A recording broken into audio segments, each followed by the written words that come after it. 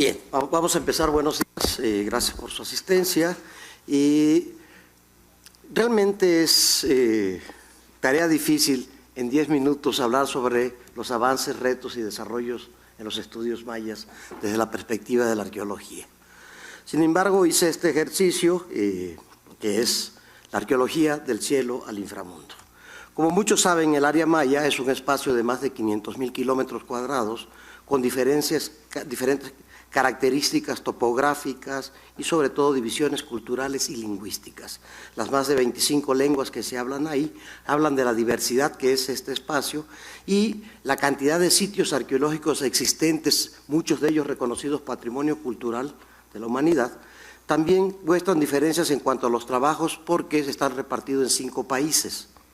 Y a su vez, en México, en 5 estados, y cada estado tiene intereses distintos con respecto al quehacer arqueológico. Quiero empezar desde el cielo. Justamente 2 años después de que la épica hazaña de Lindbergh de cruzar el Atlántico, fue contratado para sobrevolar el área maya. Justamente con él empiezan los inicios de la prospección aérea en el área maya y la detección de sitios desde el cielo. En esos tiempos estaba el proyecto arqueológico Chichén Itzá. Álvaro Obregón y Plutarco Elías Calles prácticamente habían facilitado a la Carnegie de Washington realizar los trabajos en Chichén, y desde ahí se contacta a Lindbergh, especialmente Oliver Rickerson y Alfred Kidder, que son quienes van fotografiando. Lindbergh va volando la avioneta y los otros van fotografiando, y de ahí conocemos estas fotos de Chichén y de Tikal. Posteriormente ya se adaptaron cámaras a los aviones, ya se hicieron fotografías aéreas especializadas, como las que vemos abajo, que es donde se detectan los canales de SNA, o el SACB Mirador Tintal, o los sistemas de producción intensiva de agricultura en la cuenca del río Candelaria. Esto va a ser importante porque justamente la detección de estos campos de cultivo echó a tierra la idea de que los mayas tenían una agricultura tradicional migratoria y que no había una producción intensiva de alimentos. Tal cantidad de sitios arqueológicos que proliferan en el área maya solamente fueron posibles con una producción suficiente de alimentos. También ya desde tiempos modernos el uso de drones, fotos satelitales han permitido, por ejemplo, detectar cientos o miles de kilómetros cuadrados de terrazas de cultivo. ¿Sí? Insisto, desechando esa idea del sistema de tumba rosa y quema o agricultura migratoria y una producción intensiva de comida, pero también desde el cielo se pudo ver mejor los patrones de asentamiento, la distribución de los espacios y las áreas de actividad.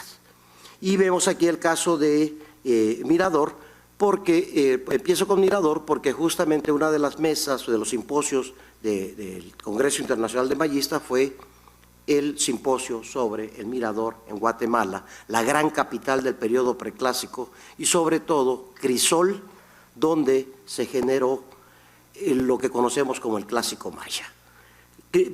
Mirador fue una ciudad monumental para su época. De hecho, se cree que en el viaje de Lindbergh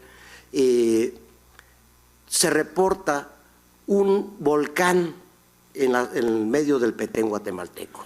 No se trata de un volcán, se trata de la construcción del complejo Danta, que es sin duda la estructura piramidal no más grande de América, inclusive del mundo. ¿Sí?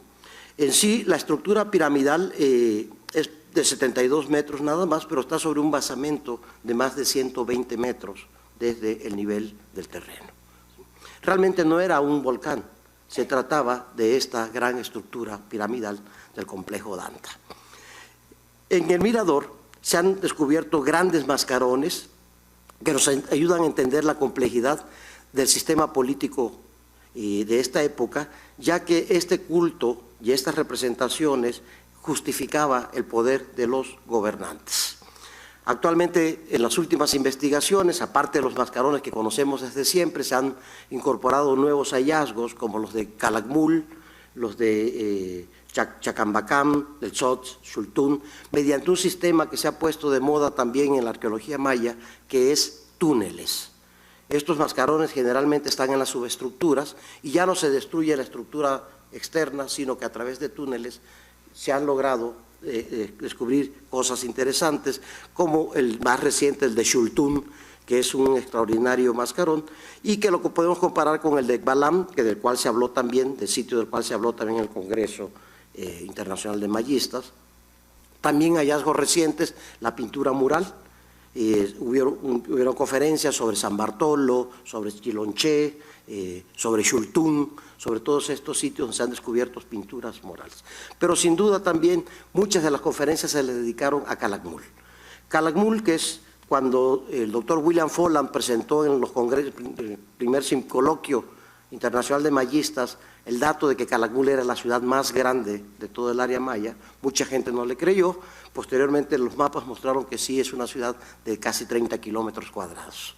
Calakmul además es interesante porque cuando se descubrió lo que conocemos los glifos emblemas, se encontró que Calakmul tenía el papel más relevante en cuanto a la política exterior en el área maya y que los trabajos que se han hecho en Sibanché, en Quintana Roo, han puesto en duda de que si el origen del linaje de la serpiente era Calakmul o era Sibanché. Lo cierto es que desde Calakmul o Sibanché se extendieron lazos, gracias a los glifos emblemas sabemos los lazos que esta ciudad mantuvo con más de una treintena de sitios del área maya. Calakmul es mencionado prácticamente en todos estos sitios que ven ustedes aquí, lo cual nos habla de la importancia de su política exterior, sobre todo rodeando a Tikal, que fue con quien tuvo conflictos constantes. Nuevamente, también uno de los trabajos que vieron en el Congreso fue la ruta que Calakmul siguió hacia el sur, pasando por el sitio de La Corona y el Perú Huacá, especialmente La Corona, que lo conocíamos como el sitio Q por una serie de piezas en colecciones particulares. Hoy sabemos que estas piezas vienen de La Corona. Y los hallazgos recientes nos han mostrado que esta escalera jeroglífica fue desmantelada por saqueadores y que por eso aparecen estas piezas en distintos museos. Gracias al estudio arqueológico, al estudio epigráfico, se ha podido saber que el sitio Q es La Corona. También otro sitio que se ha trabajado es el Perú Huacá, un sitio que también conocíamos estelas de procedencia desconocidas y que las excavaciones recientes, especialmente la tumba de la señora Cabell, nos ha mostrado que esta estela que está en el Museo de Cleveland realmente viene del sitio Perú Huacá en Guatemala. También se presentaron trabajos sobre un sitio que se llama el Achotal, de donde se cree que es originario el linaje de los Chatanguinic, que tienen que ver con la producción de extraordinarias vasijas que conocemos, las vasijas estilo códice. Y ya yéndonos al inframundo, la novedad también fue que en la mesa, en el Congreso Internacional de Mayistas, se presentaron las noticias del hallazgo de un sistema de canales que partían debajo de la tumba del Templo de las Inscripciones y que esto nos hacía ver a Palenque o a la tumba especialmente como un gran vertedor de agua que corría hacia la escarpada que baja la llanura costera de la costa del Golfo, donde una serie de arroyos van a dar ya sea al Tulijá o al Chacamax y posteriormente a los Umacinta, como pareciendo que Palenque era el gran dador de las aguas y el camino hacia el inframundo. Muchas gracias.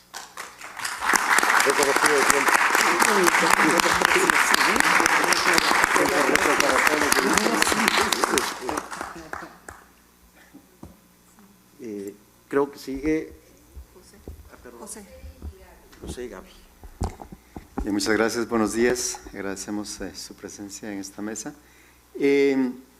A Gaby y a mí nos ha tocado hacer una especie de resumen acerca de las contribuciones en antropología, etnología y lingüística que se presentaron en el 10º Congreso Internacional de Mayistas. Es realmente una tarea muy difícil tratar de hacerlo en 5 minutos cada uno, pero hicimos lo mejor que pudimos, ¿no?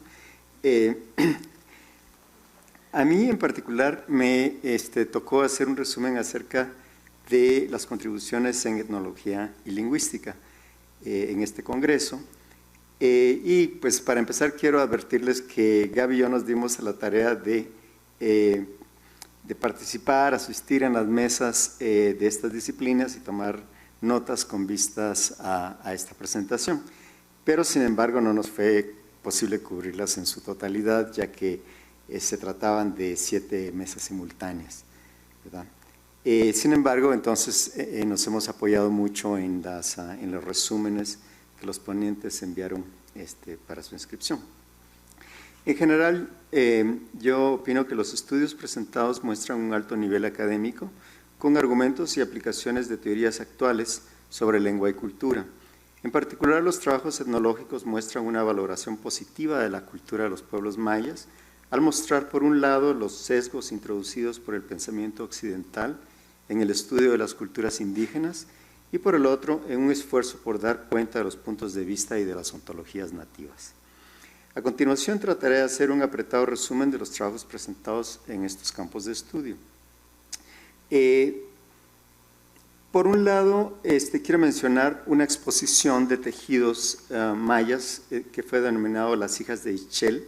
Es una espléndida muestra de huipiles mayas que presentó la Comisión Nacional para el Desarrollo de los Pueblos Indígenas. Es una colección, es una selección de la colección del antiguo Instituto Nacional Indigenista y que, bueno, es parte de las actividades, digamos, etnológicas del Congreso.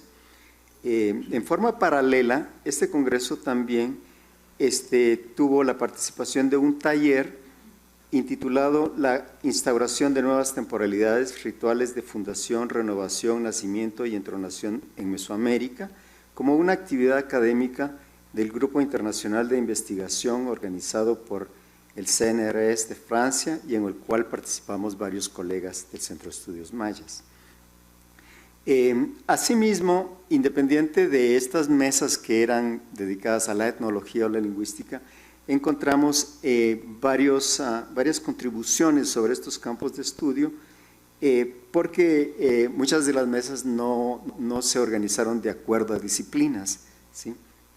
Una muestra de estos temas encontrados en estas mesas fueron, por ejemplo, aquellas ponencias sobre plantas sagradas, ritualidad, género y etnicidad, discursos de identidad, juegos infantiles, peregrinaciones, la deidad del rayo, el juego de pelota maya, alegoría y símbolo, etc.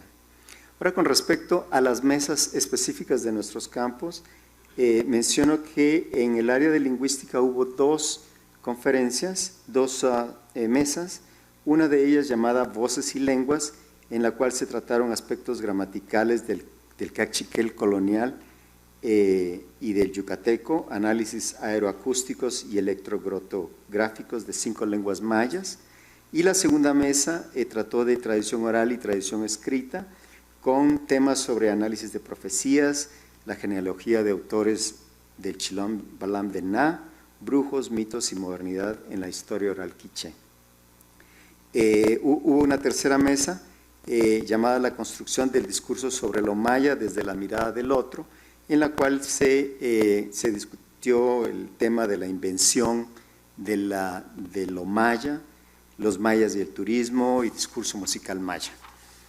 En el campo de la etnología tenemos dos mesas, una relacionada con la alteridad animal, interrelaciones entre humanos y animales en Yucatán, en las que se discutieron los componentes animales del hombre, la cacería, el chamanismo y la sonoridad y poder de los animales.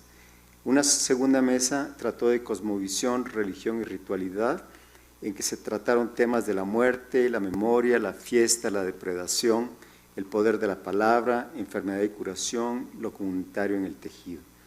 En términos generales, yo considero que el trasfondo teórico de estas mesas fueron las ontologías indígenas y la semiótica de la cultura. Y como comentarios críticos me gustaría puntualizar que hubo una ausencia de ponencias sobre literatura oral y escrita de los mayas contemporáneos, escasos trabajos lingüísticos y escasa participación de colegas centroamericanos y muy poca participación de ponentes y de asistentes mayas. Muchas gracias y le paso la palabra a Gaby.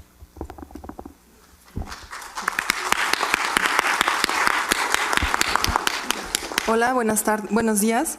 En vista de la introducción que ha hecho el doctor José Alejos, presento un análisis de los avances, retos y desarrollo en los estudios mayas contemporáneos en el campo de la antropología social, que constituye una mirada complementaria a lo que acaba de presentar el doctor. Comienzo con el análisis presentado por el doctor Luis Alfonso Ramírez en su conferencia magistral ya que nos permite aproximarnos de manera global a las condiciones de vida de los pueblos mayas contemporáneos, dejándonos ver escenarios de marginación y exclusión crónicas, estructurales e históricas, pues como plantea el autor, se trata de descendientes de familias y comunidades que han sido pobres durante siglos. Los estados donde se ubican los pueblos mayas, Chiapas, Tabasco, Campeche, Yucatán y Quintana Roo, han tenido históricamente índices muy altos de marginación, así como también de pobreza y rezago social. En particular, Chiapas presenta condiciones mucho más alarmantes, pues casi 8 de cada 10 personas viven en condiciones de pobreza, 4 en pobreza extrema y 4 en pobreza moderada. Asimismo, 9 de los 15 municipios más pobres del país se encuentran en dicho estado, todos ellos con mayoritaria población maya.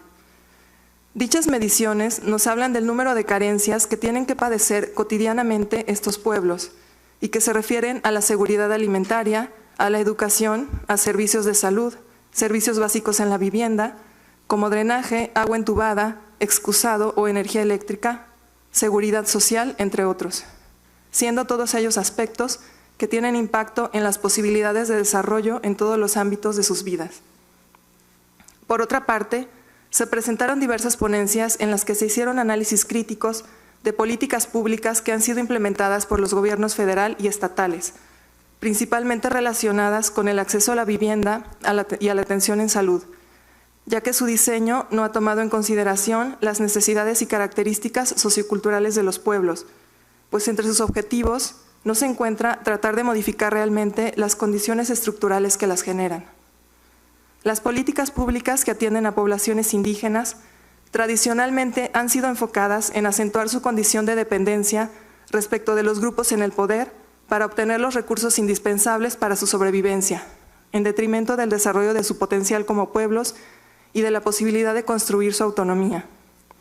Esta forma de manejar los recursos nacionales oculta que se trata de derechos políticos, sociales y económicos que deberían de ser garantizados por las instituciones del Estado. Frente al derecho que tienen los pueblos indígenas de determinar el uso que dan a sus recursos naturales y a su territorio, los antropólogos del INAH Yucatán presentaron los casos de diversas comunidades mayas que han sido despojadas de dichos recursos a través de prácticas clientelares, de soborno y amenazas, así como del montaje de intereses de particulares o de los representantes de partidos políticos sobre las prácticas locales. Los antropólogos del INAH mostraron las enormes dificultades que han tenido los mayas para defenderse en ese escenario, ya que desconocen cuáles son sus derechos y los mecanismos que pueden utilizar para exigirlos. En este contexto, resulta de suma relevancia la defensa que llevan a cabo actualmente los productores de miel en Opelchen, Campeche, frente al gigante Monsanto, empresa que busca imponer el cultivo de soya transgénica en la región. La querella ha llegado hasta la Suprema Corte de Justicia, contando a los productores con la asesoría jurídica de diversas organizaciones. Finalmente, en diversos trabajos se hizo referencia al cambio sociocultural que se ha generado en relación con el progresivo abandono de la agricultura tradicional como actividad principal en las comunidades mayas, en parte por la pobreza generalizada, originada por falta de empleos remunerados en las localidades o por los bajos precios con que los intermediarios compran sus productos agrícolas. Esto ha provocado la venta de tierras ejidales y comunales y el acaparamiento de estas por parte de empresarios o caciques locales que suelen estar vinculados a intereses y agendas de partidos políticos que son impuestos a la vida local. En este contexto, otras actividades han ido cobrando importancia y también otros escenarios, mediados por la creciente relevancia que ha adquirido la migración a zonas urbanas, la cual se ha dirigido a zonas de crecimiento económico como la Riviera Maya o Estados Unidos y Canadá. Estos nuevos escenarios han ido transformando de manera sustantiva el eje de articulación entre la cultura maya y la tierra, entre el hombre y el monte, como ha planteado el doctor Ramírez Carrillo. Es así como los otrora campesinos se convierten poco a poco en mano de obra poco calificada, en maquiladoras, agroindustrias, fábricas, hoteles o restaurantes, obteniendo salarios nimios, de nuevo insuficientes. Como comentario final, me interesa plantear la relevancia y la necesidad de profundizar en el conocimiento de cómo es que las condiciones socioeconómicas y sociopolíticas determinan el desarrollo de la cultura de los pueblos mayas contemporáneos. Como cualquier grupo humano, los mayas se han ido transformando en muchos sentidos, desplegando recursos y estrategias para poder generarse mejores condiciones posibles de vida en el escenario que provee el siglo XXI. Gracias.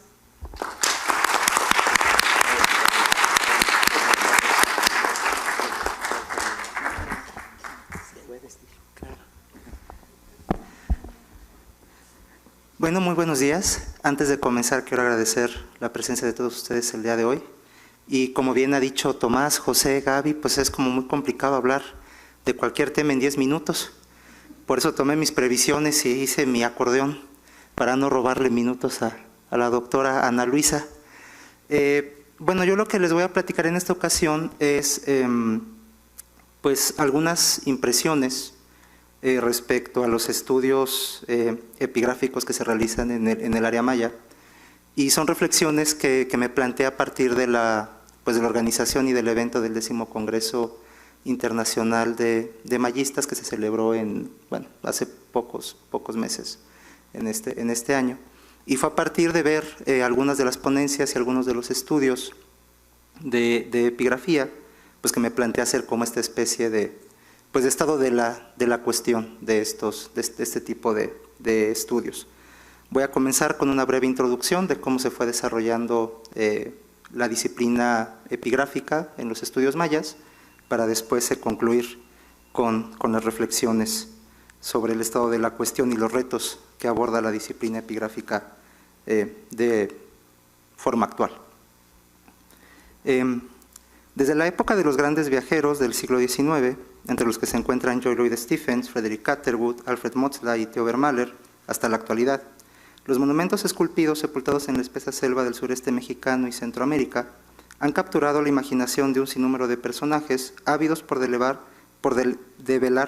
los misterios ocultos dentro de los enigmáticos textos jeroglíficos grabados en la superficie de un sinfín de monolitos de piedra.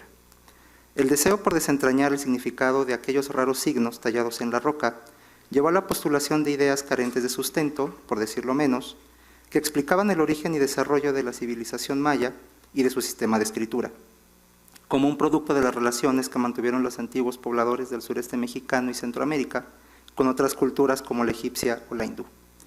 Este tipo de hipótesis fueron difundidas por personajes como Jan Frederik Waldeck, que veía en diversos ejemplos del arte maya la representación de cabezas de elefante, como un resultado lógico de la interacción entre algunas civilizaciones de Asia y África con los mayas.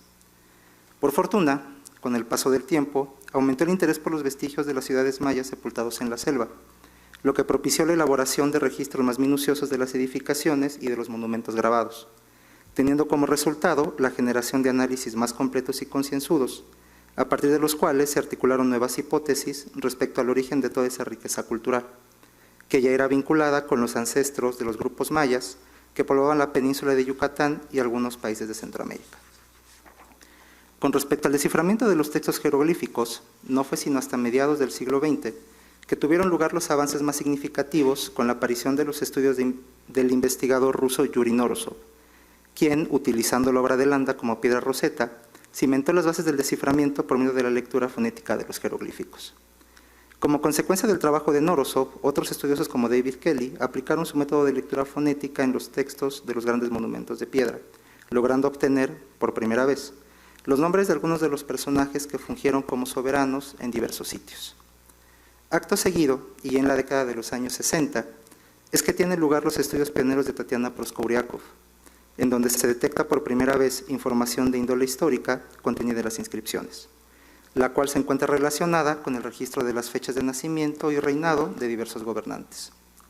Es así que con la adición de una cantidad significativa de nuevos desciframientos, realizados sobre todo por investigadores como Linda Schill, Peter Matthews, David Stewart y Nikolai Grube, entre otros, da inicio a la etapa moderna de los estudios epigráficos, que se distinguen actualmente por la elaboración de investigaciones muy especializadas por parte de los epigrafistas, sobre todo en lo que atañe a los aspectos lingüísticos contenidos en los textos. A la par de los estudios lingüísticos, otra faceta importante que se ha desarrollado de manera exhaustiva es aquella relacionada con la reconstrucción de las dinastías asentadas en los grandes sitios del área maya y su interacción con otras entidades políticas, obteniéndose resultados sustanciales en cuanto a la reconstrucción de un mapa geopolítico general, donde se pueden establecer las jerarquías y los niveles de injerencia que tuvieron determinados grupos de poder con respecto a otras dinastías. Si bien es cierto que las inscripciones han resultado ser útiles para la reconstrucción de las antiguas dinastías mayas, aportando una cantidad significativa de nombres de gobernantes y datos cronológicos sobre su reinado, su estudio no se circunscribe únicamente a este aspecto, ya que la información contenida en los textos jeroglíficos también puede ser utilizada para comprender aspectos más profundos de la sociedad maya prehispánica, como lo es la reconstrucción de procesos históricos, más allá de un puñado de nombres, fechas y eventos puntuales. En ese sentido, los epigrafistas han notado que en ciertas ocasiones la historia dinástica pasa a un segundo plano dentro de las narrativas, pues el énfasis de las inscripciones, a menudo, se halla en los rituales de dedicación. Los sucesos biográficos pretéritos muchas veces sirven, tan solo, como prólogo a la circunstancia del presente, que a su vez es el acontecimiento culminante. Un rito de dedicación de esculturas, edificios u otro tipo de enseres, donde los objetos se convierten en protagonistas, especialmente cuando se asocian con ciertas ceremonias y personajes, pero sobre todo con fines de periodo, ya que una buena parte de dichos objetos fueron concebidos para conmemorar determinados momentos en el tiempo. Es por ello que no abundan dentro de las inscripciones temáticas relacionadas únicamente con eventos acaecidos en el pasado, ya que las inscripciones son, ante todo, registros del presente, donde los sucesos pretéritos sirven de preámbulo narrativo, aunque no siempre las conexiones entre el acontecimiento contemporáneo y las incidencias del pasado son obvias para nosotros.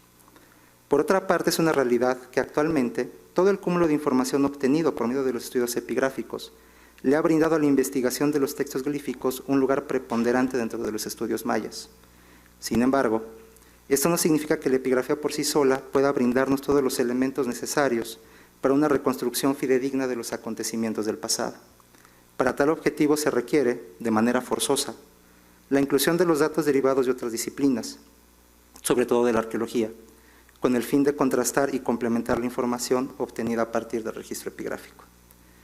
Dentro de este tema, salen a colación los comentarios y críticas de diversos arqueólogos como David Webster y David Pendergast, quienes coinciden en que las inscripciones contienen únicamente crónicas oficiales y propagandísticas, con puntos de vista parciales, sesgados o manipulados, que poco sirven para comprender la historia de los mayas o para resolver problemas de la antropología.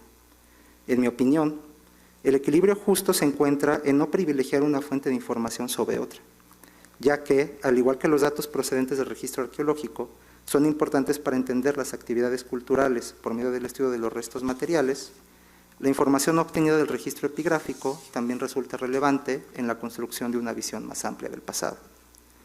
Otro tema de debate actual es aquel relacionado con la crítica de fuentes en epigrafía, que en resumen implica la contrastación de los datos obtenidos por medio del análisis y estudio de una inscripción con otra que narra el mismo evento.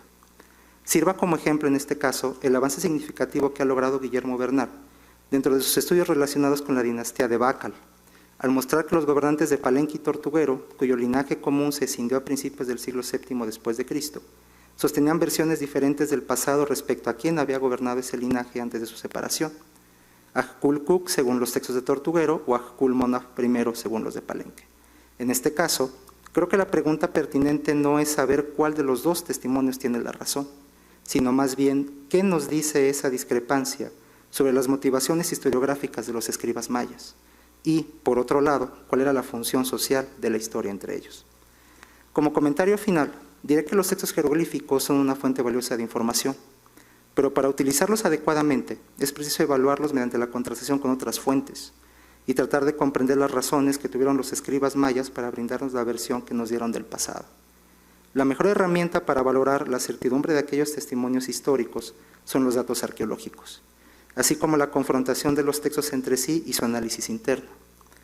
Para llevar a buen puerto esta tarea, resulta imprescindible replantear la idea de que todas estas fuentes contienen necesariamente la misma versión del pasado, ya que las narrativas jeroglíficas, igual que las de cualquier otra sociedad, contienen una versión propia de lo que los escribas mayas consideraron importante o digno de registro. Resta la tarea de comprender, en sus propios términos, aquella antigua y rica tradición historiográfica. Muchas gracias.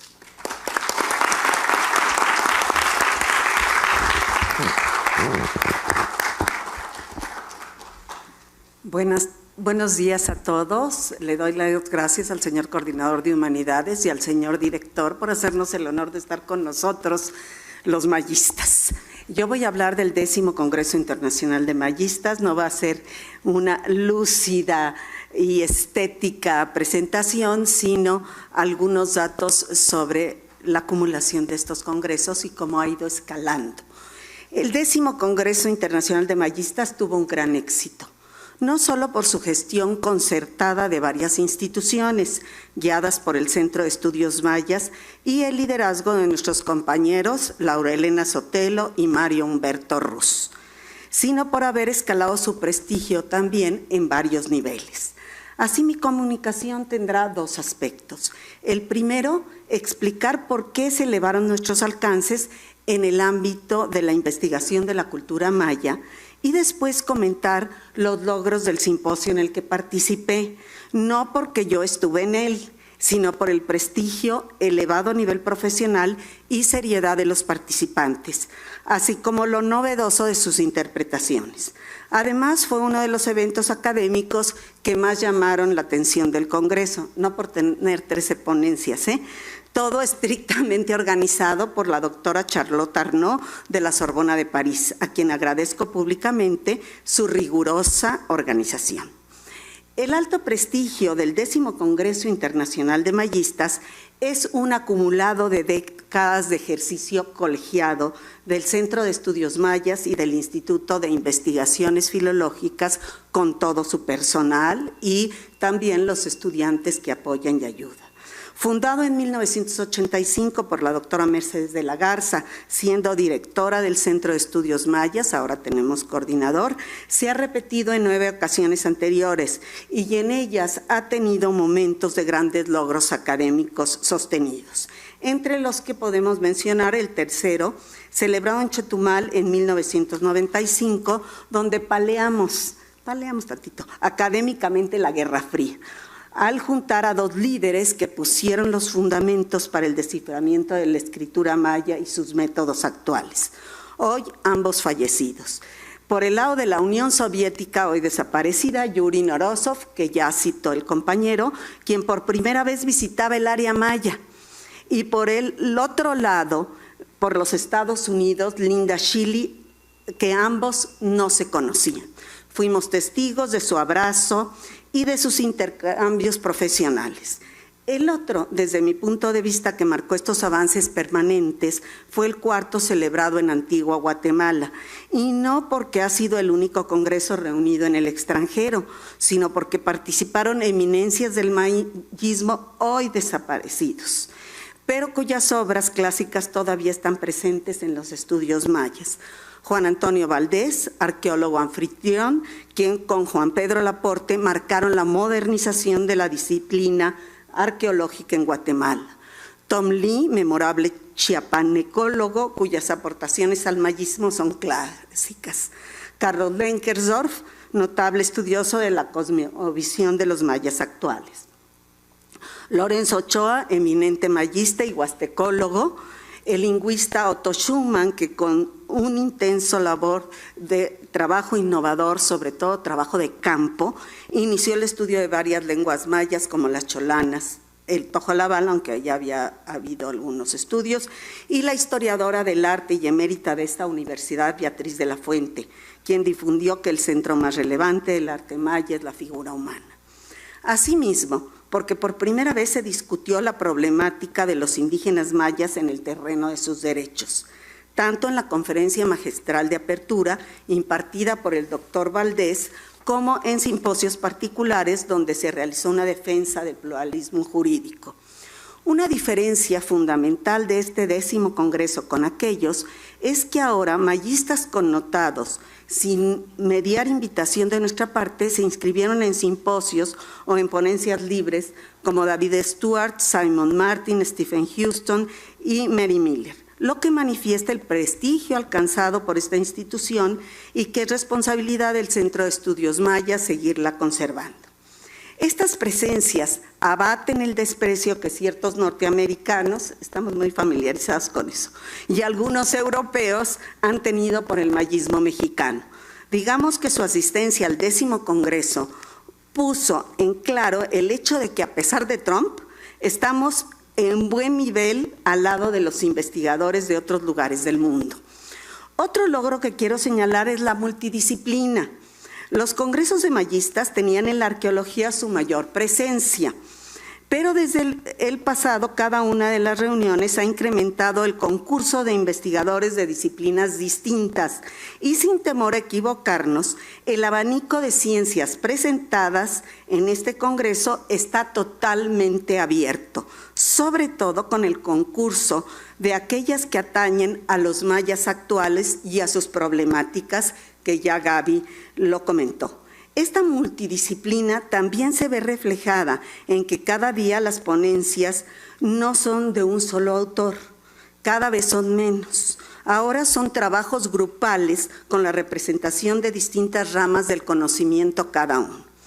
Creo que hemos superado, ya lo dijo Gaby también, el romanticismo de la grandiosidad material de los mayas y sus cosmovisiones antiguas y modernas para ocuparnos más de su cotidianeidad antigua y moderna y exaltar la realidad y la tristeza y de marginación y explotación que viven los mayas. Sobre todo la pobreza, que ya les comentó esa conferencia de clausura que nos quitó realmente el romanticismo. En la ceremonia de clausura, bueno, ya escuchamos esta ponencia que ella comentó. Otro avance muy importante fue el destacado papel de los jóvenes en los simposios, ello reflejado en los momentos mismos de sus exposiciones. Pero los miembros del Centro de Estudios Mayas conocimos antes las más originales aportaciones, porque varios de ellos concursaron por el premio Alberto Ruz, que se dio a las ponencias, cito algunos nada más: Sara Isabel García Juárez, Daniel Moreno Zaragoza y Félix Kuprat. La primera con aportaciones básicas sobre el desciframiento de glifos sobre guerras y conflictos de poder del importante sitio de Piedras Negras. El segundo sobre los guayís, entidades anímicas que poseían ciertos hombres poderosos y su comportamiento. El tercero la comento más ampliamente porque estuve ahí. La ponencia de Félix Kuprat, que exploró cómo algunos edificios de Palenque sirvieron como escenarios para la interpretación de ciertas narrativas mitológicas. En específico, se trata de las casas C y E del Palacio, ambas construidas durante el reinado de Hanaf Pakal. Por un lado, las esculturas integradas en la casa C revelan que ésta recreaba el paisaje mitológico del cual proviene la deidad de la guerra y del inframundo. Por otro lado, la casa E conectaba de manera simbólica tres espacios primordiales, tratándose del inframundo subterráneo, un espacio liminar de transición interior de la casa E y la montaña florida exterior, la parte exterior. Durante la personificación ritual del dios del maíz, Hanaf Pakal tuvo que pasar por estos tres ámbitos para finalmente renacer y llegar a un estado de inmortalidad. Pasando al simposio en el que participé con 13 investigadores más, unos franceses, japoneses, americanos y, por supuesto, yucatecos también. Se tituló Ruptura o transformación del poder de los reyes mayas en los gobiernos desde el clásico terminal hasta el posclásico. Su espíritu fundamental fue tratar de explicar si el sistema político que tenía como eje fundamental a los reyes sagrados terminó con el colapso maya o se prolongó en el posclásico con algunos cambios o con transformaciones radicales en sitios como Uxmal y Chichén Itzá. Si bien todos tocaron algún punto de esta discusión, realmente se centró más en la valoración de los rasgos relacionados con la naturaleza política de las tierras bajas centrales y del norte en la etapa llamada clásico terminal, siglos VIII y IX, y del posclásico. Por mi parte me refería que en la época clásica maya no hubo solo un principio real de gobierno, el Cuhulajau, sino que la sociedad estuvo fragmentada en unidades corporativas que también fueron factores reales de poder, Esta es una frase de Alfredo López Austin, pero basado en teóricos del derecho, y que a fin del clásico dejaron de vivir en conflicto y dejaron de vivir en armonía y propiciaron crisis donde el poder de los grandes señores fue anulado.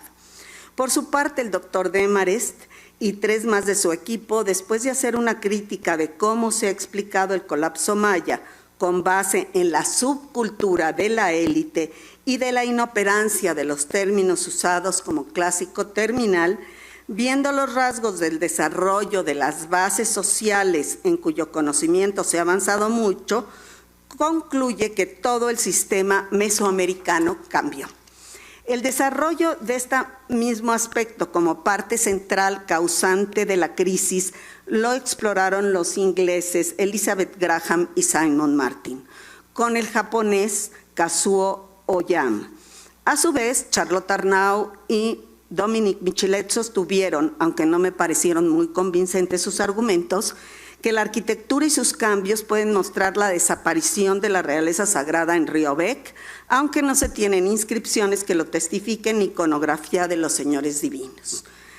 Resultó relevante el trabajo de Okoshi porque analizó la organización política de Mayapán en multepal o gobierno conjunto, o gobierno como de asamblea, y cómo en la época colonial se transformó en parte de la estructura de los Kush-Kabalov.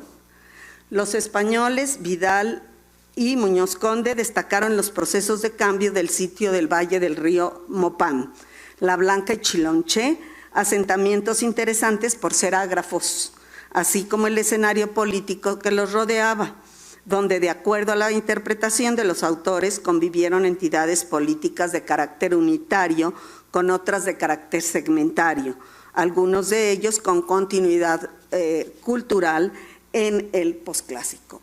Por último, comentaré la ponencia que encabezó otro de los organizadores, Philippe Nondedeo, y 6 colaboradores más, sobre el fin de la realeza en Nachtún. Esta ciudad, en la que los arqueólogos llaman del clásico terminal, no perdió la realeza como entidad de gobierno, sino en esa época vivió un gran auge demográfico y arquitectónico.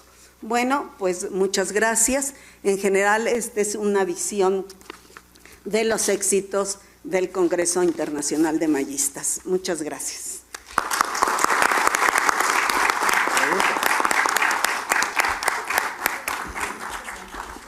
Bien, si existe algún comentario o preguntas al respecto a cualquiera de los ponentes. Sí, doctora León, sí.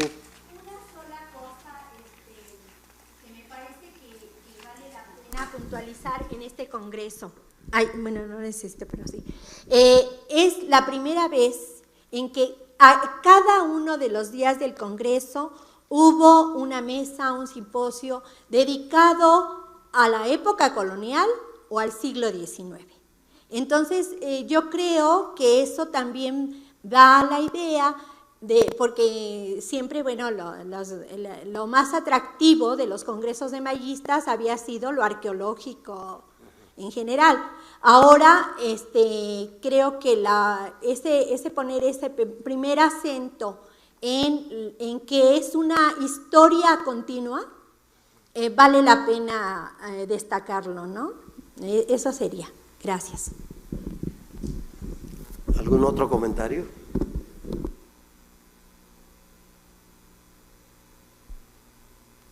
O si alguno de los participantes quiere agregar algo más. Bueno, en nombre de la doctora, le agradecemos su presencia.